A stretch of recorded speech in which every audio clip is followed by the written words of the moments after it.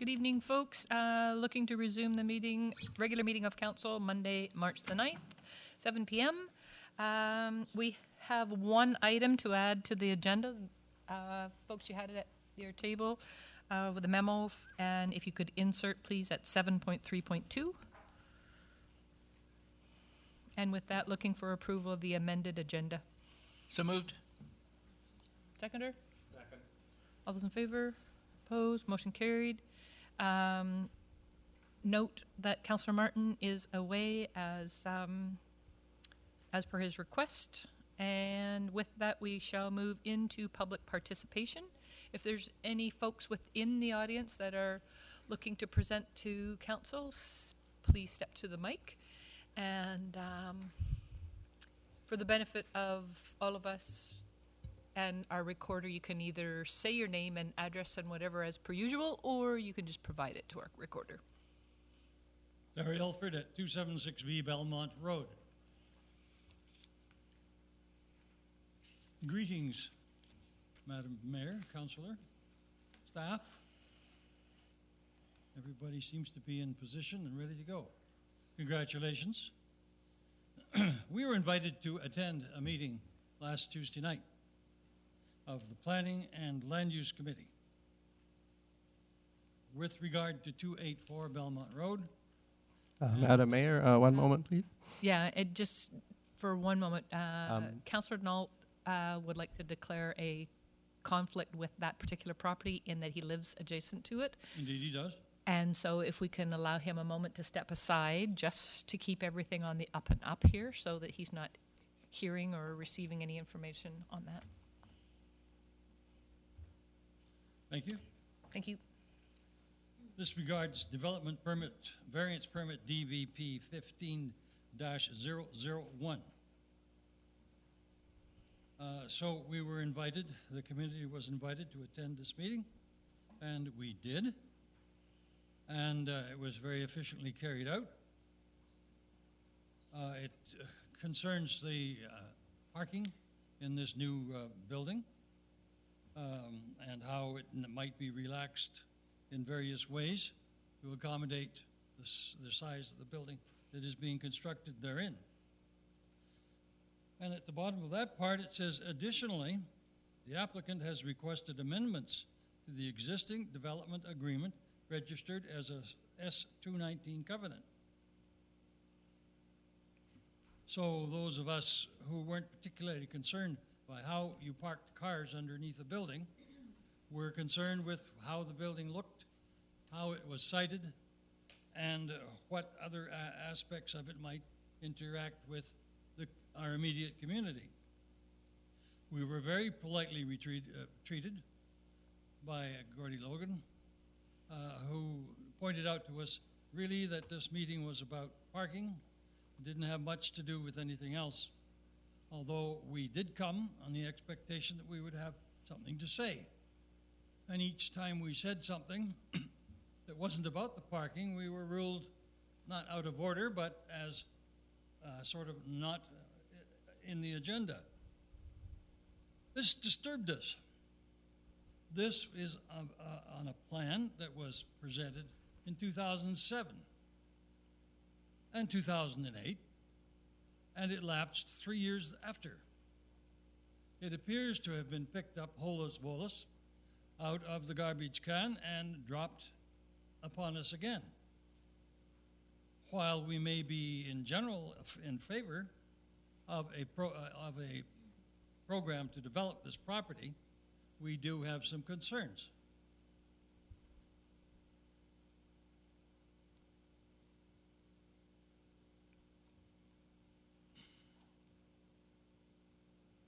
I got to catch up with myself.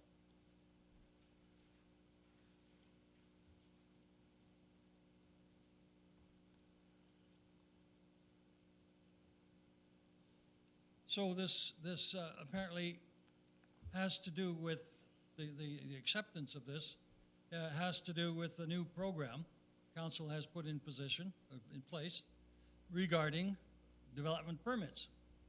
They apparently do not come before the public at large anymore, but are handled by staff. So you put one in the garbage, then you pick it up, and you kind of refiddle it, and then you say, it is all accomplished, and you will have nothing to say about it. Well, I'm here to tell you that we do have something to say about it, inasmuch as part of that wants to use our common driveway as access to a park that is to be gazetted in the back of the property. We have not been approached about that. This was in the original proposal by Stratford Properties, and it was changed at the end of those public meetings to read that there would be city access, not public access, for which we were more or less in favor. But to have this one dropped on us out of the blue is unconscionable, and we will not accept it, and we will not cooperate with it. Councillor Day did question at this meeting I'm referring to if the parking would be provided for the parkland included in the development. The staff were unaware that this would be possible or would take place, but it could be clarified before bringing this application before council. This application is now tonight being brought before council. We're wondering whether or not this has been looked into or looked after, and we have not been approached as those people who are immediately concerned. It is the driveway of our common property. We are also concerned about the height of this building, as with regard to our views. In the original application, the height of the building was not to exceed the height of the bottom of our outside deck. I don't see that anywhere in this application. And yet, in one of these various plans, the one of Development Permit 1007, put out July 2008, it does say, under Section 3(9), the terms of instrument, Part 2, Section 219, Covenant, page 5, Item G, be amended to read, quote, granted to the city of Colwood a statutory right-of-way at least 4 meters wide for city access from Belmont Road to the park area, in a form acceptable to the city engineer, over that portion of the neighboring property shown as common property of the strata plan. That still has not been done. No one has spoken to us. The developer has not spoken to us. The planning committee did not speak to us about that. City council has not spoken to us about that.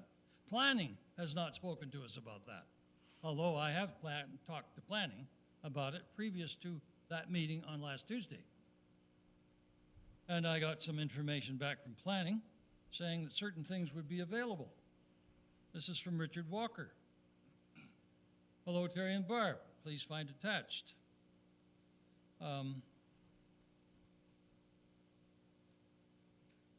He says the document provided by the applicant indicating the proposed changes to the development application, which I provided a hard copy to you this morning, states, dedicated, quote, dedicated as park under Section 107 of the Land Title Act, all that portion of the lands, the park area.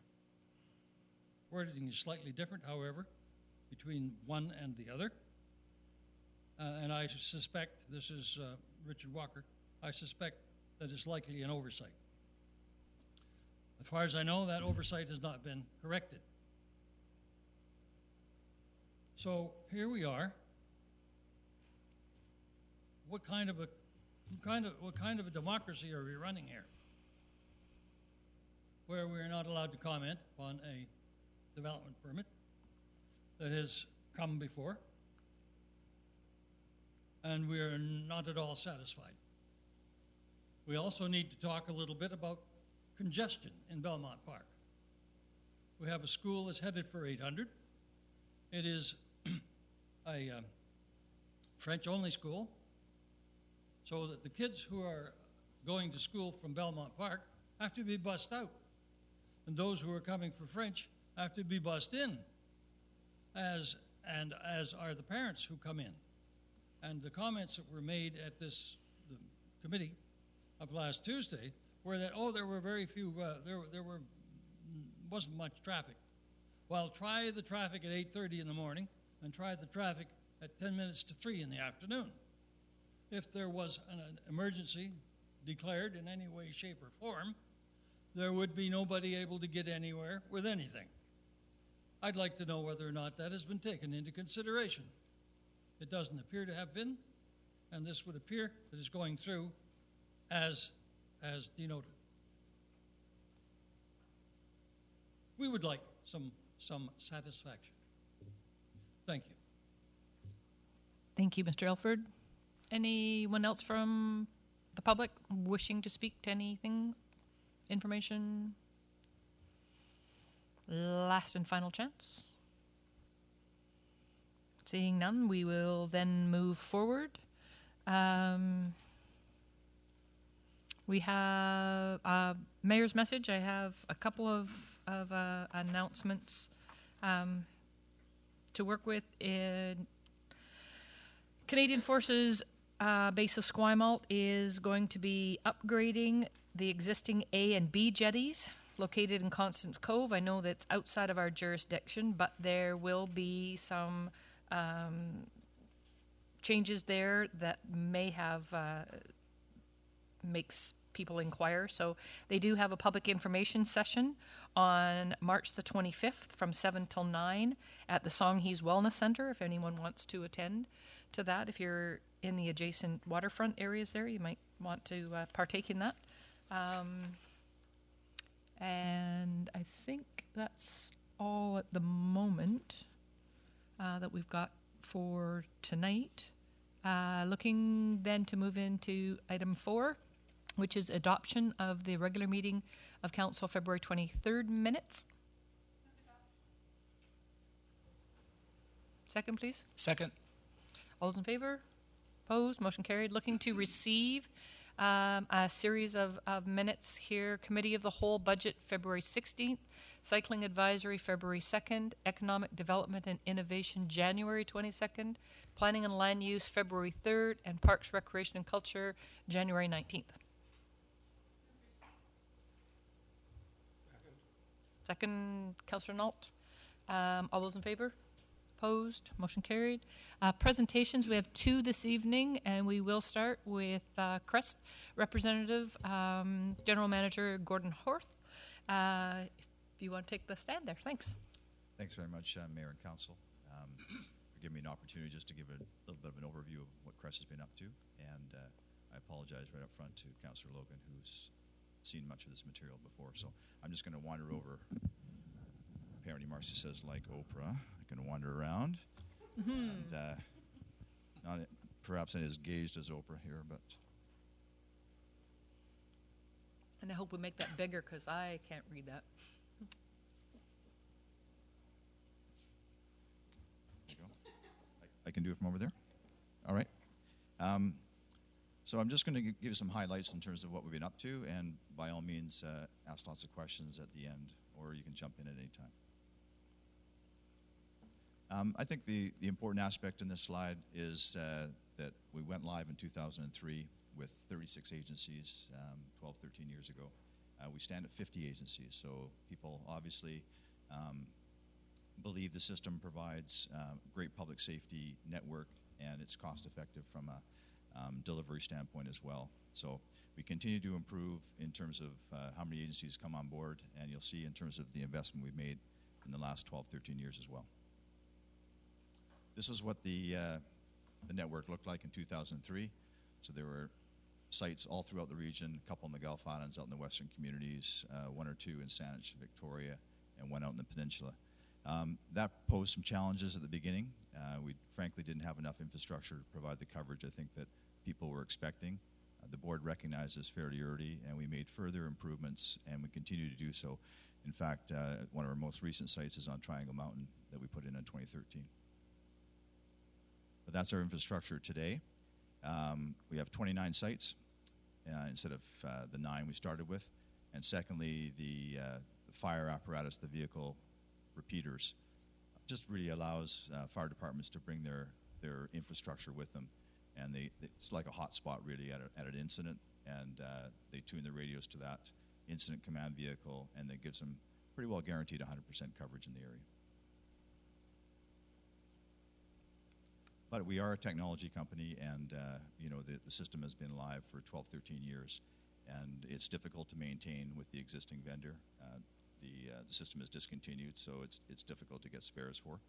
And as well, technologies move forward, and additionally, there's new spectrum availability to improve our capacity, and it works particularly well in an urban core. So our plan is to deploy 700 megahertz spectrum in the downtown, as well as out in the western communities.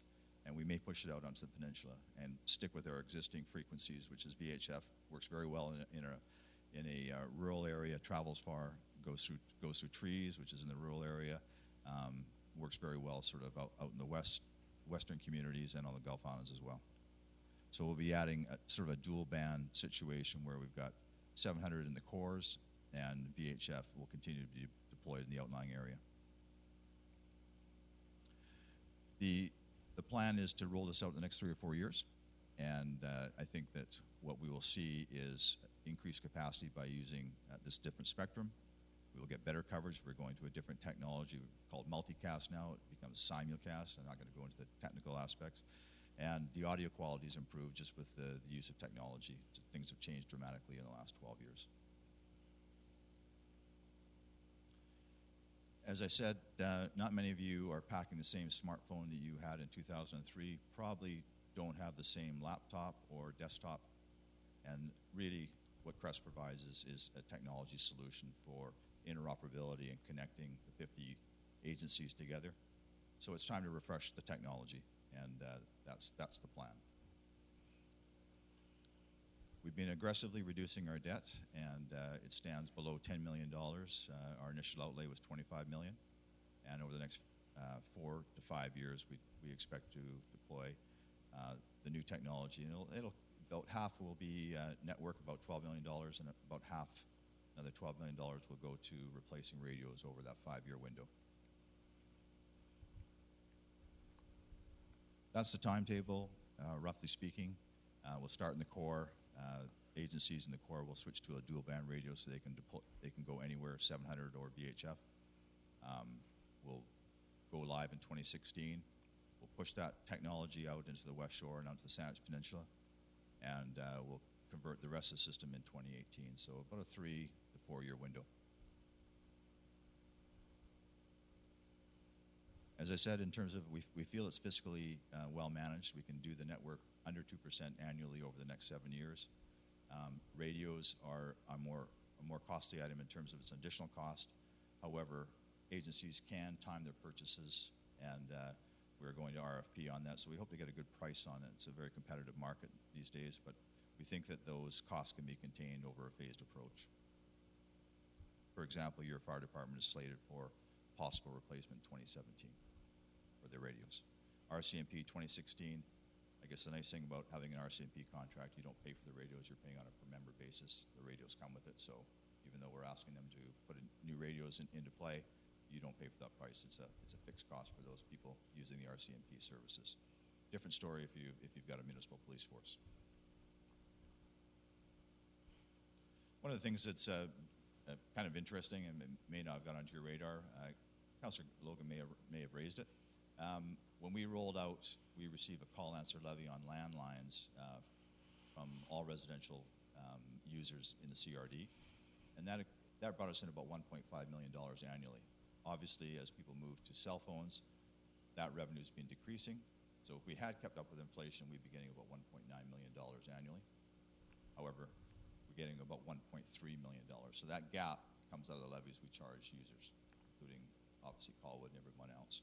So we're looking for support to increase our CRD service fees, which is what we use as a revenue source. Consequently, we could reduce our levies to you folks.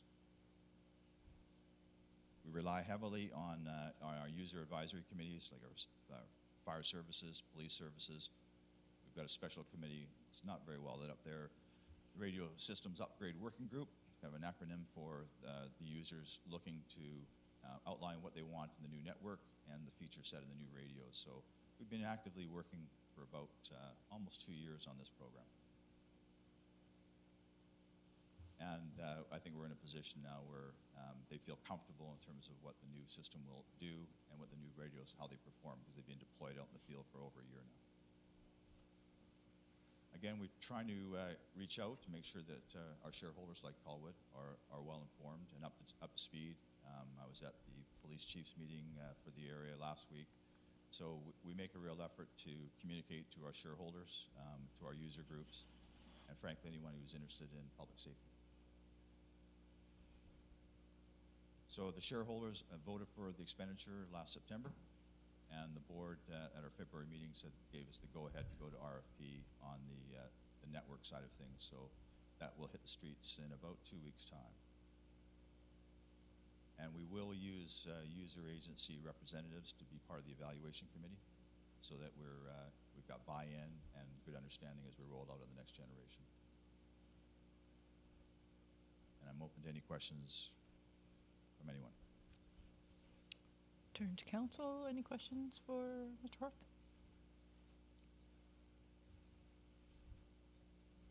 Seeing none, I think you did a good job. That or maybe something else, but I'm not sure, the technology stuff. But Yeah. thanks for hearing me out. Appreciate it. Already. Thank you.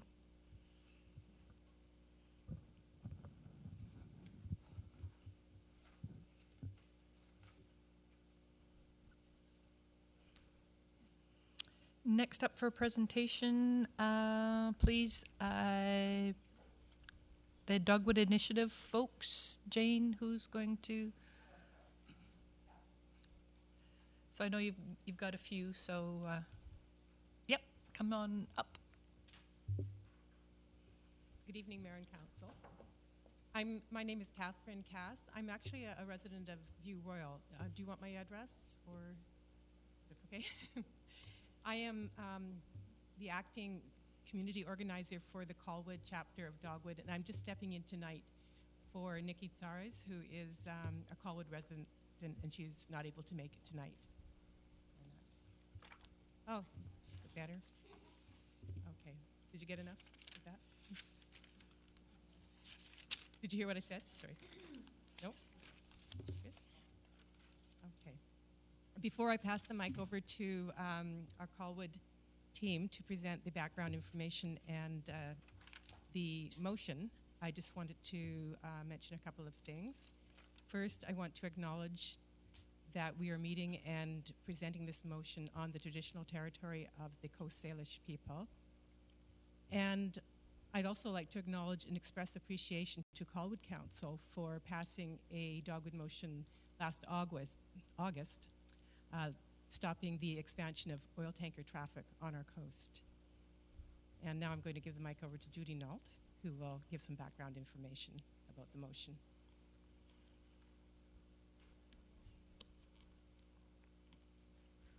Hi, I'm Judy Nault, 274 Belmont Road.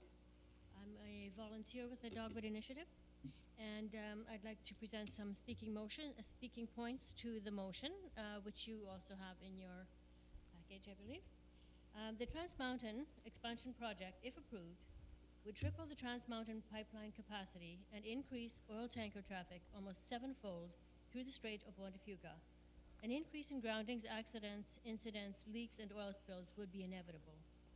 Transport Canada and numerous expert studies have confirmed the subsequent risk of an oil spill would be very high off southern Vancouver Island, which would have a disastrous effect on local jobs, marine life, property values, and tourism and recreation. The cities of Victoria, Vancouver, Burnaby, and New Westminster have publicly challenged the credibility of the National Energy Board review process, the most recent example being the NEB's refusal to release Kinder Morgan's full oil spill response documents as requested by the province. Mark Eliasson, former CEO of BC Hydro, has withdrawn as an intervener, citing a fraudulent and undemocratic review process. MLA and intervener Andrew Weaver, has also been equally vocal in his criticism of the NEB. The Tsleil-Waututh First Nation on the Burrard Inlet has filed a lawsuit challenging the NEB process as flawed and unlawful since it was designed without First Nations consultation or public participation. This challenge goes to the heart of the Crown's assertion that it can make unilateral decisions about our territories, states Chief Maureen Thomas. The one-sided review would see Tsleil-Waututh elders cross-examined by pipeline company lawyers, but company representatives would not need to testify under oath themselves.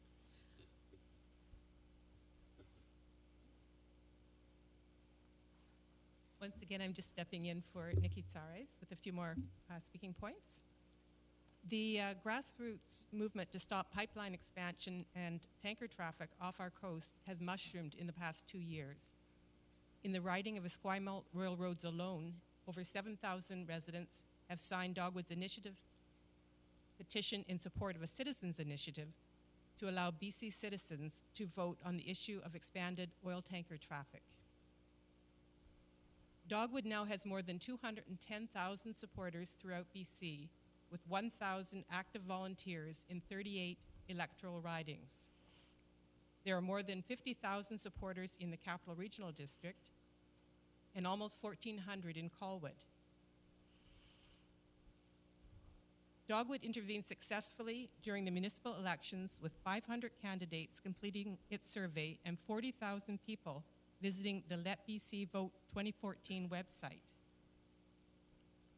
A similar campaign is planned for the upcoming federal election to enable local citizens to exercise decision-making power over their land, air, and water.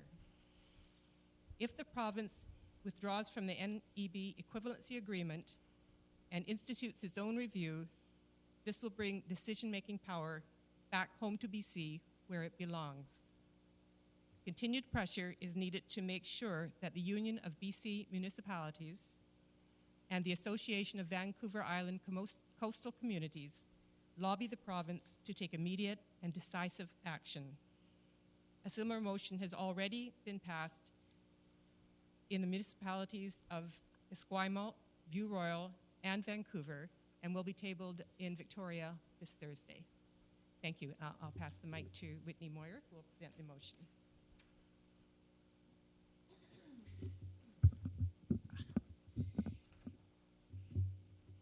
Mayor, council members, staff, good evening. My name is Whitney Moyer and I live in Colwood. And on behalf of the Colwood chapter of the Dogwood Initiative, I'd like to present to council tonight the following motion.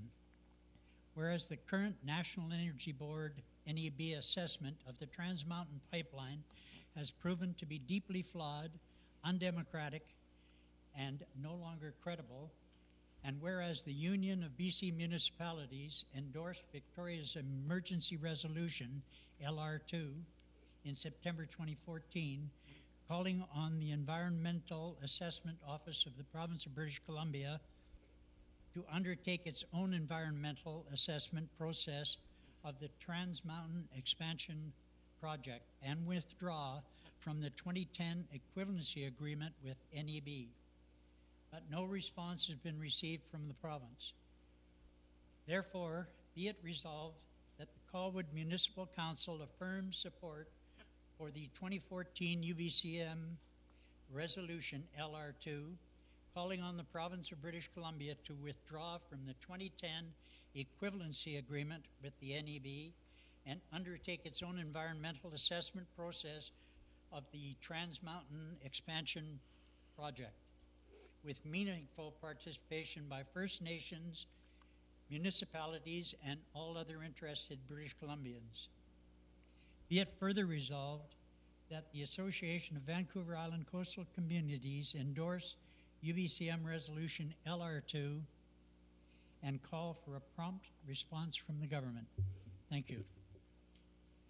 Thank you. All good on the presentation now? Okay. Any questions of these folks at this time, Council?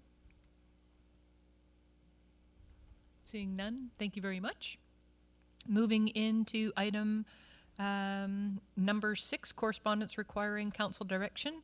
We have first and foremost the memo and background information that from the presentation that is just concluded in regards to the request for motion and support. So I will put it to council. I would move a motion of support. Excuse me? It was just a little muffled there, I think, Jason. Sorry, I would move a motion of support of the resolution as presented. Okay. I need a seconder. Second. Discussion, folks? Anyone? Councillor Nault? Thank you, Madam Mayor. As an avid scuba diver of 36 years, I have seen our marine ecosystem under extreme stress from population growth, from overfishing, from pollution. You only have to look at the situation with our killer whales, the recent starfish wasting disease, the decline of large fish populations to know that this is an ecosystem on the edge. I feel that any increase in tanker traffic with the potential of a major oil spill could push this over the tipping point. It will be disastrous. I urge Council to support this motion, and I urge the province to respond in kind. Thank you. Any further comments? Call the question. All those in favor? Opposed? Motion has been carried. Next piece on the correspondence, 6.2, a letter from David Black requesting an expression of interest to host the Commonwealth Games.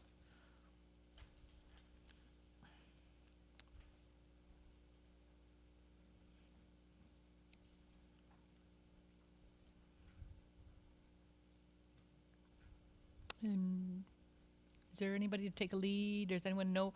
I think that this was passed to Councillor Martin, and with him not being here, it's fairly straightforward. It is not any sort of an intent or commitment, but simply an expression of interest. This is we hosted the 1994 Commonwealth Games in Greater Victoria. The venues were spread out amongst the municipalities, and for those that were hosting events, there was some gain to recreational activities and that sort of thing. So, how does council feel with this? I'm sure that Colwood alone would not be able to host and whatever, but this is been put forward to all of the municipalities out there. So at this point, I have not heard back from any of them. Would this indicate that it would be a shared cost amongst all the municipalities? You know, and I have no idea of any of those. I think it would require more information, certainly. Councillor Day, did you have something? She stole my thunder. Yeah, we're good at that. Wondering about the costing as well. I mean, on the surface, reading the letter, it sounds like a great idea. We still have many of the venues from hosting the Commonwealth Games in '94. Certainly we could do it again. They're suggesting that we position ourselves as a plan B in case things should fall through in Durban, I believe, South Africa. Yeah, it is a South. So, you know, it sounds reasonable, but I don't know anything about the financial implications, so that's the only thing that's holding me back from being supportive. We can receive for information, and or I can perhaps write a letter through to Mr. Black looking for further information, if you like. I would support that a letter be written for further information. So we put that out there on the table then, folks. Motion and the seconder. All those. Anybody else for questions, comments?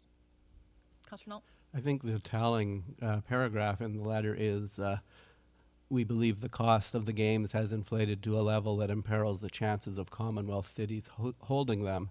and threatens their ongoing existence. I would be very curious to see what their cost-saving suggestions are and have a comparison with the cost of putting on the 94 Commonwealth Games. Anybody else? Call the question. All those in favor? Opposed? Motion carries. New business, Planning and Land Use Committee memo. Staff, please, on the OCP 0114 RZ 0213 for 2356 Souk Road. Update on open space. Evo? Thank you, Madam Mayor. The applicant has applied to amend the rezoning and OCP designation of the properties at 2350 and 2356 Souk Road. At the regular meeting held on August 25th, 2014, Council directed staff to prepare the bylaws accordingly. In addition, Council added a recommendation that the applicant work with staff to explore options for increasing the amount of open space on a property in order to meet policy 19.11.7 of the OCP and submit revised plans and bring those back to Council. The report on the agenda today includes a plan that is the result of working with the applicant. Thank you. Councillor Logan? I'll move the recommendation, Your Worship. Seconder, please. I'll second it. Discussion? Councillor Day? Thank you. Just wondering why this didn't come forward to the Planning and Land Use Committee?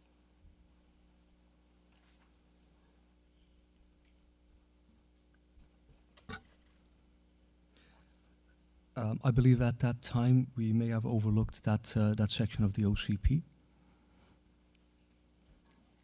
Okay, and just to follow up, just because it makes it kind of hard to hash it out here at the council table, I'm finding it difficult to tell kind of what the differences are between the old application and the new, other than areas that were not previously designated open space are now actually mapped as being open space. They don't appear to have changed in size. Have they, in fact?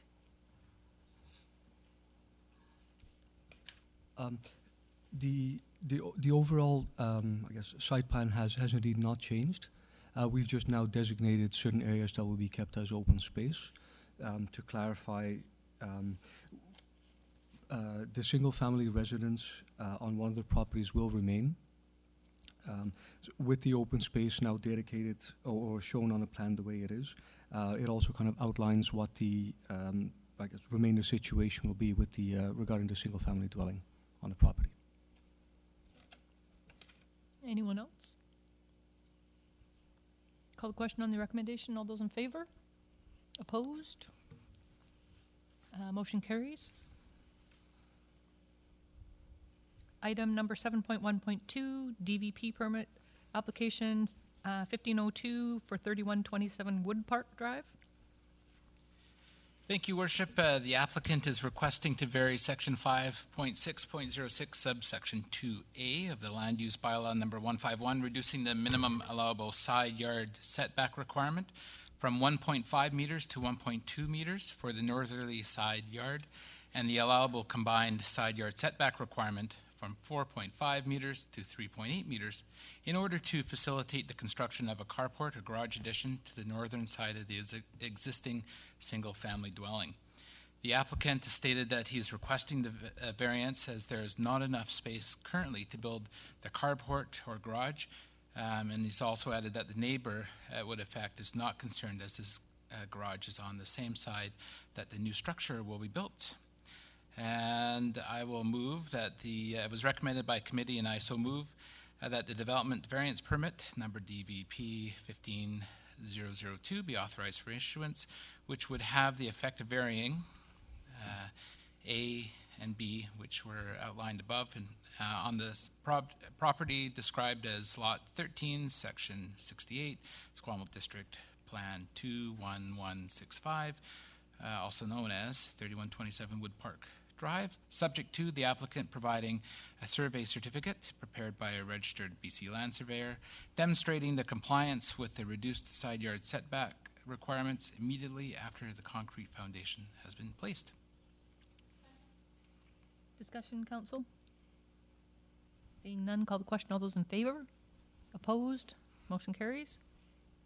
7.1.3, development variance permit application DVP 15-001-4284 Belmont. Councillor Nault, please excuse yourself. Thank you.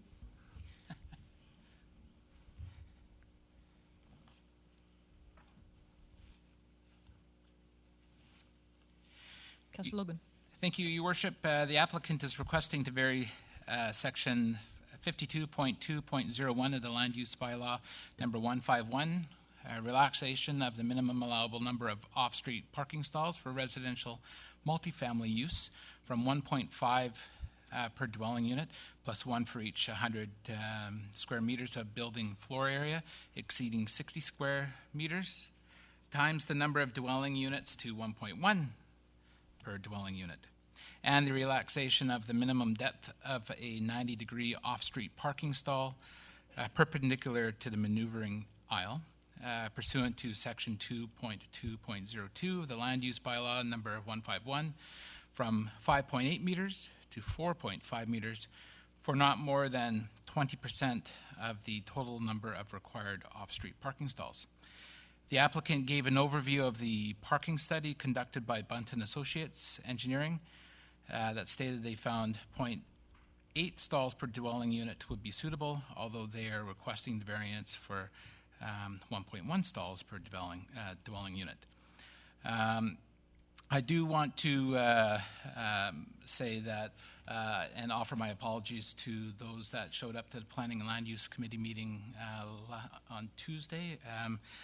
In my desire to keep folks on topic, I was unaware that there was the anticipation that there would be discussion on other changes that are being proposed for this development. And I understand that the notice went out before the meeting, and therefore the meeting scope had changed to just discuss the parking variance. Other changes that will be coming towards the development will be coming to a future Planning and Land Use Committee meeting. I also want to point out, too, that this property that we're talking about was actually rezoned in 2007, and the variances that were previously approved, however, the permit expired, and hence it was brought back to committee.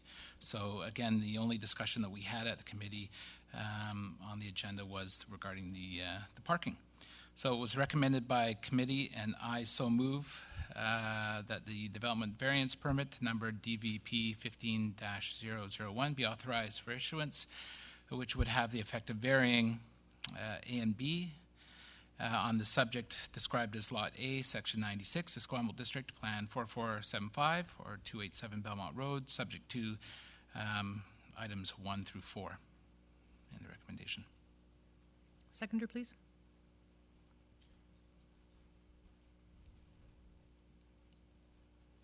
Seconder, please. I'll second it. Discussion, council? Councillor Day? Thank you. I just am wondering if my recollection is correct in that when they're counting the number of parking stalls for the building, the on-street angled parking, does it include that in the count for the residential uses within the building? I'm trying to determine what parking there is for people who would wish to access the park.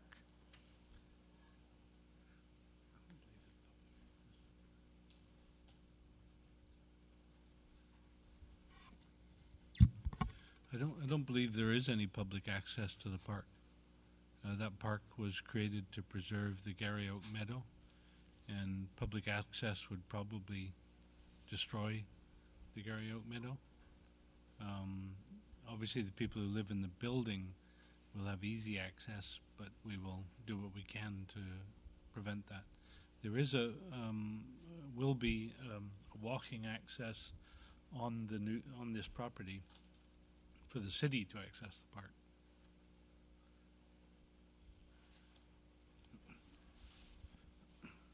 Anyone else? Thank you, Madam Mayor. I just wanted to say I really struggled with this decision. I thought 1.1 stalls per dwelling unit was not enough. But after seeing the studies, I realized that maybe the people that would be moving in here wouldn't be vehicle owners.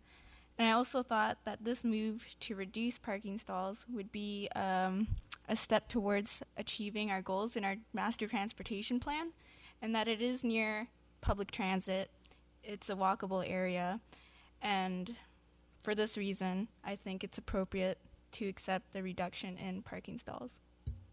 Okay. Anyone else? Councillor Trace? I'd just like a little clarification from staff on number 4 under the recommendation. The direction for staff to report back to council with strategies about consideration being given to spillover parking into the streets and reducing the spillover parking into the streets as a result of the 1.1 parking.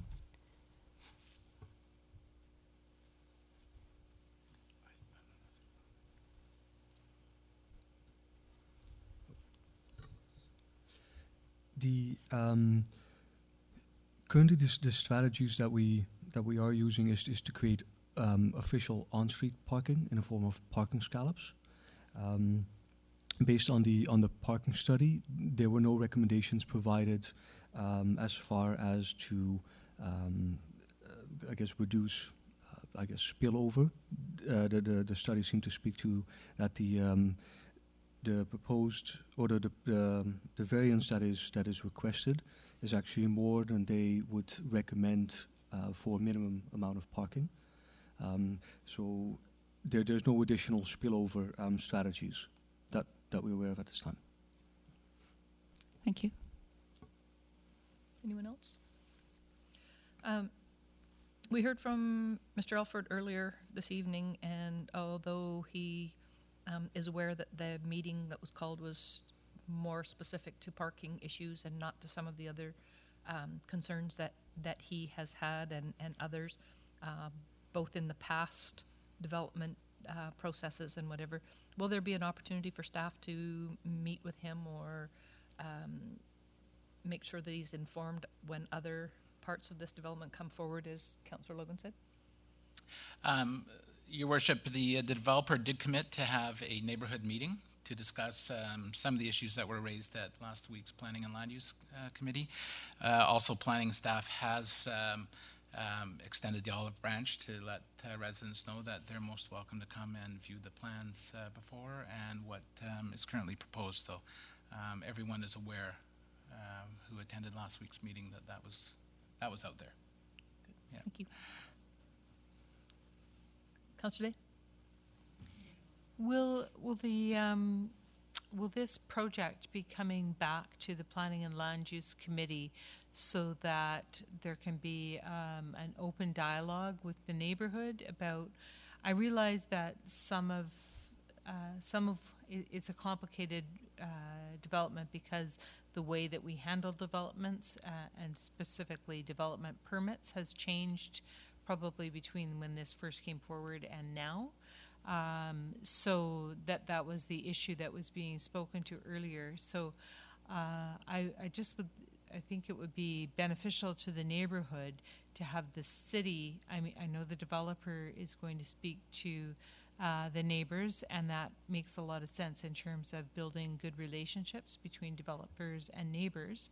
But it's also, I think, important that the city clarify what they expect to have happen and what choice points we have going forward. And I think we've heard that through. Anything else? Call the question then. All those in favor? Opposed? Motion carries. Councillor Strong, can you grab Councillor Nault for me, please? We will move through then to item 7.2 2, Economic Development Innovation Committee. Just wondering, are you going to take this one? Yes, Councillor Martin, who chairs the committee, is away, and I attended in Councillor Trace's absence when she was away. So at the committee meeting, the committee reviewed a list of projects with a view to improve the city's sense of place, to improve the way we view ourselves and how others view us. Many of the items that are in the list are actually funded from sources other than taxation, and all are seen as projects that are key to rebranding ourselves. One only has to look at the effect that the new sign has had on the Colwood Strip as an example. The motion that I will be making on behalf of the committee simply formalizes their inclusion in the 2015 budget discussions, and the Director of Finance was aware that these were coming forward, and I believe we've had actually some discussion already during the budget cycle. And no formal discussion or no formal resolution has been made yet to approve or deny them, as we're still in the budget deliberations. Therefore, it was recommended by committee, and I so move, that the proposed 2015 budget allocations associated with the economic development strategy be supported as follows. A, economic development officer position with an optimistic spring 2015 start. Land use bylaw update and downtown revitalization, community profile, waterfront branding and promotion, community wellness initiative, street banners, and partners event at Fisgard Lighthouse. And before we get a seconder, I know our administrative officer had some other wording in there that was a bit more clear around this is part of the 2015 budget discussions. I just wrote a couple of notes when I was discussing with the mayor, who expressed a little bit of concern that it might sound like we're doing early approval for things that we have in the budget deliberations process. So to clarify the wording, we were thinking that the item be introduced as that the following 2015 budget allocations associated with the economic development strategy be considered for approval through the 2015 budget deliberations process, and then it just lists the same one. So it just still keeps it in the budget deliberations, not looking like it's been approved by a council motion tonight. That's Perfect. all we were looking for. And I will so move. And now we'll entertain your second. Second. Councillor Trace. Any further discussion from council? Seeing none, call the question. All those? Oops. Pardon me, Councillor Chung. Thank you, Madam Mayor. I want to express that I like the plan. My concern is that how would we be able to assess whether it was economical for us? So how much it cost, and versus how much we gain from the plan. So would there be an annual assessment in place or anything like that? Can you clarify us in any specific point or overall in general? Overall in general, I'm just looking at the things. So the development officer position would be $45,000 for 2015, and also $400 for the street banners, $400 for the partners event, and then we have another $6,000 for the community profile. So all those things add up, and we have to take into account how much revenue we'll get. And that's why these are all part of our budget deliberation process that we're presently undertaking. So I think that those questions may be more specifically answered at that time. Anyone else? Councillor Day? Well, I think that's a great idea that Councillor Chong has in terms of trying to do some sort of measurement. So I certainly think that's something that we should flag for our economic development team to look at finding some benchmarks within the community, even if it's a very simple measurement of the health and well-being of our business community. But that some sort of measurement would be, I think, ideal. I think in all the years of presentations that I've seen, and there's been quite a few on economic development, specifically places like Burns Lake, Williams Lake, northern mill towns particularly have very much invested in economic development. And I have yet to, some of them have come forward with some, great success stories. But none of them have been tied to a specific measurement device that I've seen. So it might be something very innovative that we could bring to the table. Call the question. All those in favor? Opposed? Motion carried. Moving on to 7.3.2 then, folks, the memo that was at our desks in the loose paper there in regards to Elections BC notification of granted disclosure statement filing extension. 7.3.2? Oh. Noise bylaw relaxation. Page 79. Oh, wait a minute. I was thinking we're under economic development. So I'm sorry, folks. We'll back up 7.3.1. Finance and admin, we're on report. Relaxation of noise bylaw because we have yet another film production hitting the local West Shore.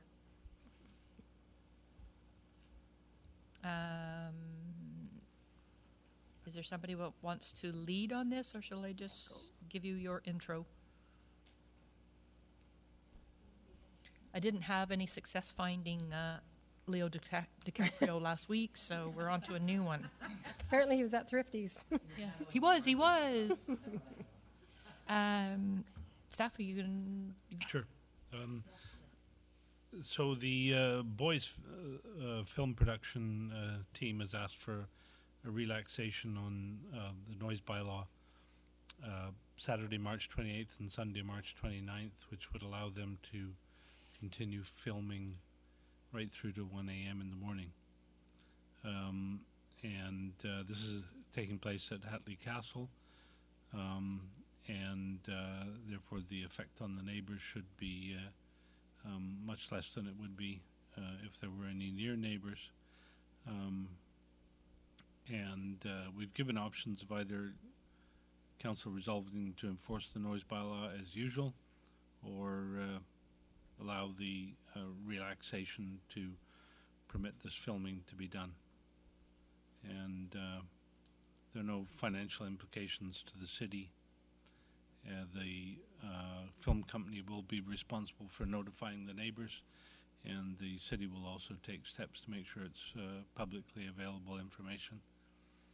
And we have provided a suitable resolution if under recommendations, if council wishes to allow this filming to go forward.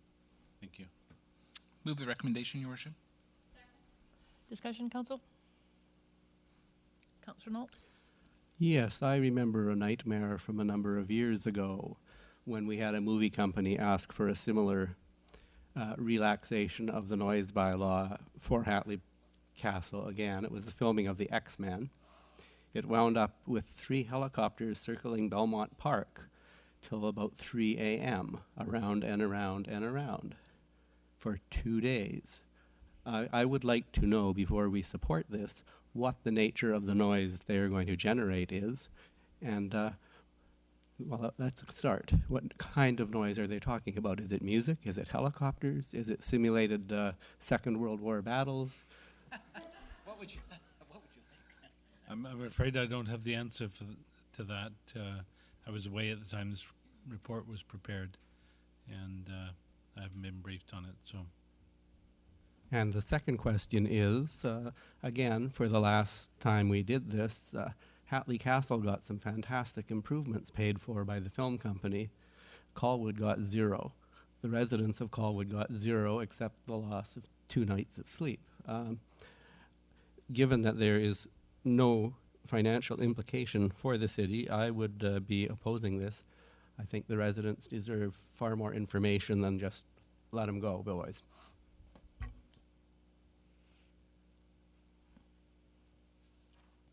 Anyone else? Councillor Day? I think Councillor Nault raises good points in terms of maybe the city should be getting something out of it. I don't know if there's a permit fee that they're paying, but it certainly has taken staff time to prepare this report and for it to be considered. So that's something that I think we should look into for the future. But I think that I would support this going ahead for now, and I'm hoping it's not helicopters or war simulation for you. But those are probably questions we should know the answers to. So I think in future we should consider that. But this is one way that institutions like Royal Roads University are using to help keep themselves going in our community, and that is important too. Councillor Logan? Thank you, Worship. Quite frankly, I think the city does get stuff out of it. We get value, we get recognition, we get notoriety, we get bragging rights, and all that is in itself priceless. And you know, I think we're becoming known as a destination, and not only for filming, but for other things as a result of. So while we may not receive a $50 or $200 permit fee, we get sufficient advertising, which I think is a hell of a lot more than that. But notwithstanding helicopters, machine guns, and men in camouflage hanging out by Councillor Nault's back door. Councillor Nault? Yes, the reason film companies come to Canada to film is because every city in the United States charges a fortune to do this.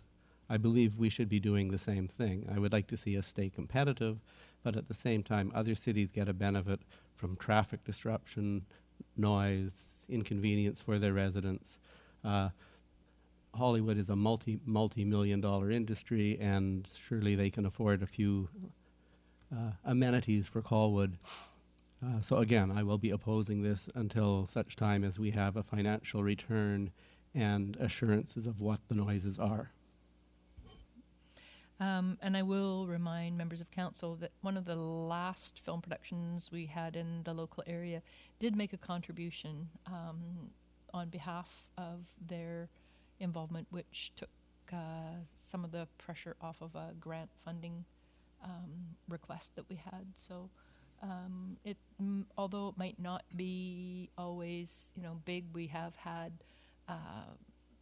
interaction with them. So I think we've heard some really good points to be made and something that we can work on for the future. Call the question. All those in favor? Opposed? Motion does carry. I will be keeping my councillors informed on an hour-by-hour basis. You could tweet it. 7.3.2 now we can do. In front of us, the Elections BC notification of granted disclosure statement filing extension. Thank you. In February the 19th of 2015, the city was notified by Elections BC of a granted disclosure statement filing extension. As you all know, since you all ran in the election, the requirement for campaign financing disclosure now lies with Elections BC, not the city. So all successful and unsuccessful candidates have to make sure that they file within the new timelines under the, what is this called? The Local Elections Campaign Financing Act. And the deadline for filing was February the 13th. There's a requirement in that same act that requires the BC Chief Electoral Officer to notify local governments when somebody did not file their disclosures on time. And we have to bring that to a public meeting and make sure that council and the public are aware.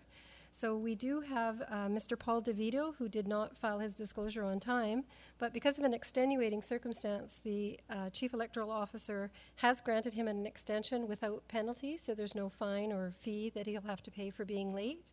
He is required, however, to file his campaign financing by March the 16th at 4:30. If he doesn't do that, or if he does do that, the BC Chief Electoral Officer will advise the city and gives us direction from that point forward, depending on the outcome of whether he did file or not. So all we're doing tonight is making sure that council is aware in a public meeting that we do have one individual who does have an extension to filing his campaign financing disclosures, and all we need from council tonight is just receipt of the memo. Thank you. Second. Any questions, comments? Call the question. All those in favor? Opposed? Motion carried. Next item, 7.4, Parks, Rec and Culture Committee, Carger Park.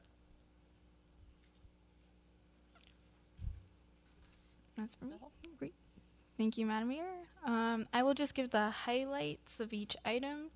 So for Carger Park, at the November 17, 2014 meeting, staff was directed to prepare a 5-year, 10-year, and 15-year maintenance plan on Carger Park. This would allow staff the ability to review the conditions of the park in 5-year intervals and compare to the arborist report, and the committee and public would get a chance to review it and recommend to council. It was thought that it would be more realistic to create a 5-year plan and then review the park before the 6th year. And the 5th year consists of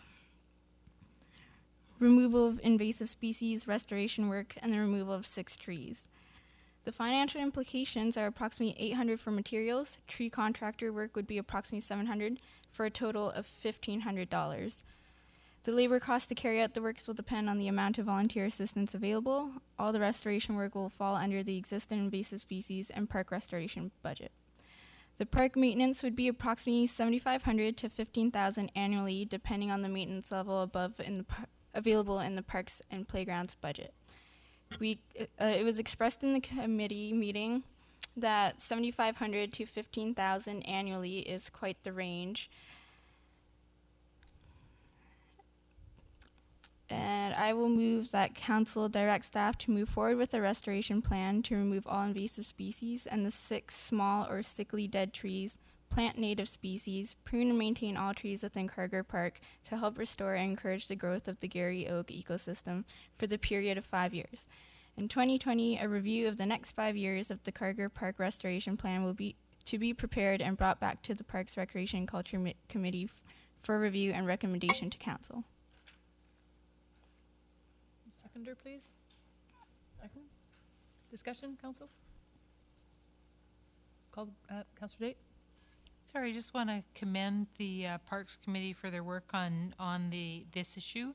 It started as a very divisive issue in the community, and as you can see, at least they're not here tonight to say that they're dissatisfied with the outcome. So I'm believing that we've, I think, struck a good balance between the best interests of the local neighbors and also the long-term interests of the city and our park inventory. So well done. And I echo that. I received a couple of phone calls from folks who were pleased with the outcome of and thoughtfulness of the process. Call the question. All those in favor? Opposed? Motion carried. Park on Promenade Crescent, recommendation 7.4.2. Councillor Chung. Thank you, Madam Mayor. Staff is currently in the process of preparing information sheets and maintenance plans for all Colwood parks. To date, Colwood has 30 of the 75 parks completed with information sheets. The park on Promenade Crescent is one of the 27 parks that requires a formal name. At the committee meeting, we discussed that it is important to have signage from a risk management point, as the signs assist the residents using the parks, providing information on the parks in case there was a need for emergency assistance. We also questioned how the parks are prioritized, and size and park usage is in consideration of that. And I will move that the recommendation that council name the park on Promenade Crescent as Promenade Park and instruct staff to install an information sign with written information and a schematic map of the park with the location of its trails at each of the 3 entrances to the park at a total cost of $750 with funding from the existing park signs budget. Council? Councillor Nault? Sorry, just one question on the written recommendation. It says Promenade Parks. I assume that's supposed to be Promenade Park? Yeah. Oop, my mistake. Yeah, that was going to be my clarification. I'm sure we weren't. had several of them. So it's a promenade park without the S. Councillor Day. I was curious if that had something to do with some other future parks coming in there, because it's actually part of an oval area, and I'm ever hopeful that we might be able to acquire the other portion of property which actually completes that ecosystem, and is surrounded by housing, and was originally considered for an elementary school site within Royal Bay. And that was not something that the school board took the developer up on quite some time ago now. And it does make for a much better park, and certainly there's many inhabitants of the park, including woodpeckers who some standing dead maple trees, or half-dead maple trees in there, that the woodpeckers regularly tear apart looking for insects. And if you're not careful when you're walking on the sidewalk, they'll drop bits of it on your head. But it would be very nice to see it either expanded or at least partly expanded. Councillor Logan. Thank you, Your Worship, through you to staff. Just wondering, is there a sign standard for our parks now, given our new logo and whatnot? And if not, or if so, will the communications manager be involved in terms of look, design, that sort of deal? The communications manager is working on a new standard, but currently we are just proceeding with simply the name, the purpose. It's a very small sign, just giving people very basic information about the park. We assume that at some point there may be a new standard for that particular sign, or there may be new name signs that would be totally separate from the information sign. Yeah. I would just recommend that that Sandra be involved even on this little sign, because she might, may have some ideas before a specific standard is involved, just to make it as attractive as possible. So it's just not another sign with words. That's just a suggestion. Anyone else? Call the question. All those in favor? Opposed? Motion carried. Next item, Councillor Chong, Meadow Park annual maintenance cost estimate. Thank you, Madam Mayor. At the January 19th, 2015 meeting, the Parks, Recreation and Culture Committee requested that staff provide an estimated cost for maintenance, an annual maintenance of Meadow Park in Royal Bay. An estimated cost of $41,952 for salaries only was given. This estimation is for labor only and does not reflect the cost for vehicles, equipment, materials, contractors or tree contractors, and shrub replacement. This park will be the most landscape-intense parks that the City of Colwood has ever had. It is also meant to be a signature park that sets the development off at the right tone and ensures that the marketing of the property is successful. Currently, the developer is waiting for an answer on the park concept before he can continue, so there will be no progress with this proposal unless the committee recommends to council and council agrees to the level of landscaping in the park.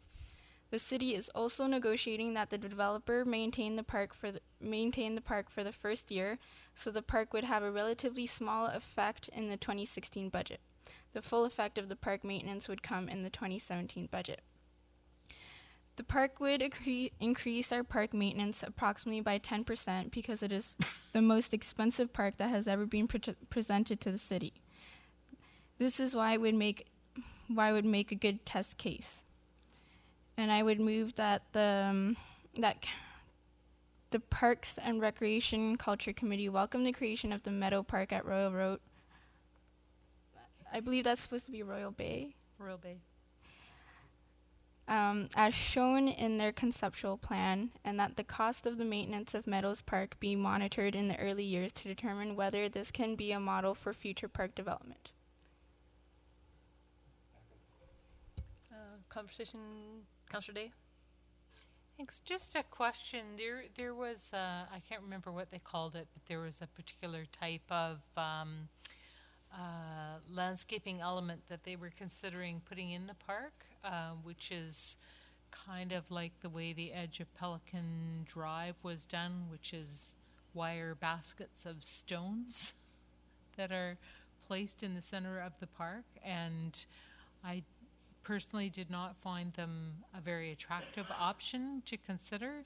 And I realize that things eventually are supposed to grow in them, but I think that given our experiences in the Royal Bay area with invasives, that's likely to become just more and more problematic with invasive species. And I'm just wondering if that is still part of the proposal. Do you know that? I haven't heard anything about that in the proposal. At last committee meeting, we talked about the park and everything was pretty much still in the air. So apologies that I don't have that information. Staff, anybody else on that? I can check that and review that with the developer to see whether it is there and what other alternatives there might be. Anyone else? Councillor Logan? Thank you, Your Worship. Just through you to Councillor Chong. Just trying to figure out where the park is going to be in Royal Bay. I didn't see the concept plan on the. Yeah, it's not included in our agenda. I just wasn't sure whereabouts it was.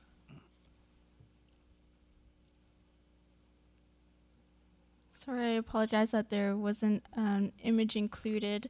There was some concept maps provided at the meeting before the January 19th one. Perhaps I can have those included next meeting. Well, just roughly like around the school or, it's good. We can talk after. It's okay. I was just curious. I can't open it up in my other one. I was looking. It's not in the other one. Okay. Councillor Day?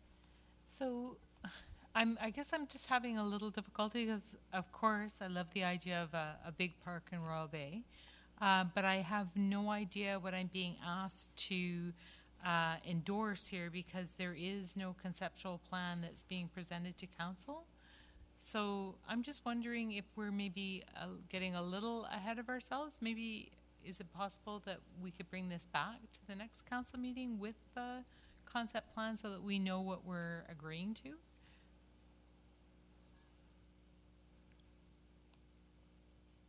It's always entertainable. I can't, I'm trying to get into the special meeting from February 24th, but it's just not opening up for me to identify anything. So I'd like to move that we refer this to the next council meeting for just, not that I'm asking for anything new, just to have whatever's been presented.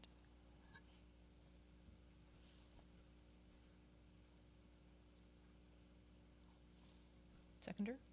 Second. Call the question on the motion to refer back to the next council meeting for that extra bit of information. All those in favor? Opposed? Motion carried. So we'll just bring that back with the concept plan attached to it. And that should help us identify what we're looking at because my wheel is still going round and round and round. It's not in there anyway. No. Okay. So easy enough for those folks to provide us with that extra bit of information. Not a problem.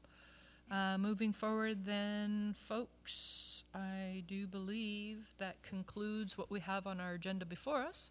Move adjournment. Second. Nobody wants to second this one? No. Yeah. All those in favor? Opposed? Motion carried.